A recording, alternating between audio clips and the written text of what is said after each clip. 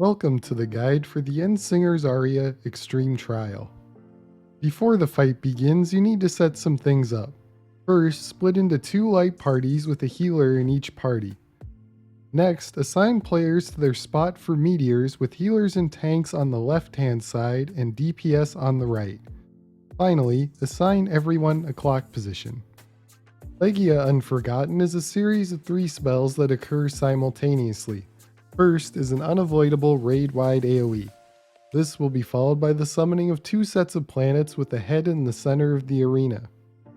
The head will do an AoE that covers half the map in the direction that it's looking. The planets will revolve around the arena and collide into each other.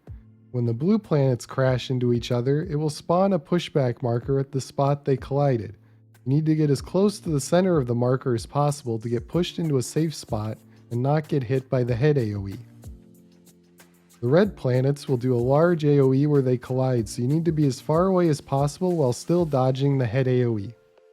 Catasterous Moi will summon 8 meteor spots that each need to be soaked by a player. Before the meteors land, the boss will cast Grip of Despair, which spawns chains connecting a DPS player to either a healer or a tank. The chains break by the players running away from each other, so the easiest way to deal with this is to have everyone stack in the center of the map, then run to the west and east edges of the arena to break the chains. Immediately after, run to your meteor spot. The boss will also cast Elenkos here. Elenkos is a line AoE that is determined by whether her mouth is glowing or if there are tears running down her cheeks. If she has tears, there will be AoEs on the side of the arena, so you need to stand in the part of the meteor circle that is closest to the center of the map. If her mouth is glowing, you need to stand in the part of the meteor that is closest to the edges of the arena. Helos is an unavoidable raid-wide AoE.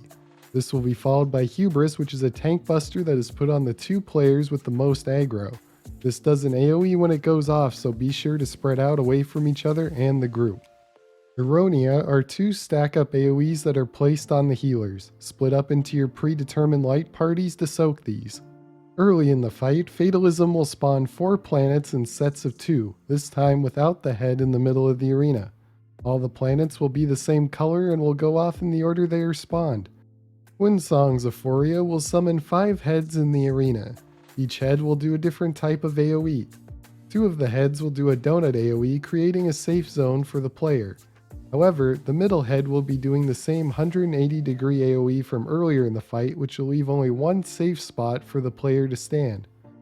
Once you locate the initial first spot, the safe area will rotate clockwise around the arena 2 more times for a total of 3 rounds of AoEs. After this, the boss will cast Theological Fatalism, causing all the heads to rewind a set amount of turns based on the number of rings around them.